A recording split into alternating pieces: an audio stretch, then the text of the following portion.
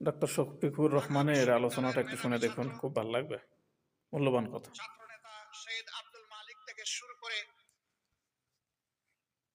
সর্বশেষ বিপ্লবী শরীফ উসমান হাদি পর্যন্ত অনেককে জীবন দিতে হয়েছে।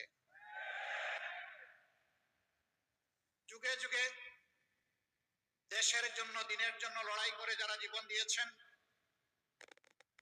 দেশে কিংবা প্রবাসে যেখানেই হোক, মহান রবের দরবারে দোয়া করি আল্লাহ তাদেরকে মর্যাদাবান শহীদ হিসাবে কবুল করুন, আমিন। আমরা তাদের জীবন এবং রক্তের কাছে ঋণী। তাদের সাথে আরো যারা লড়াই করে আহত এবং মৃত্যুবরণ করেছেন, আমরা তাদের প্রতি গভীর শ্রদ্ধা নিবেদন করছি। সুপ্রিয় ছাত্র সমাজ, বাংলাদেশ ইসলামী ছাত্র শিবির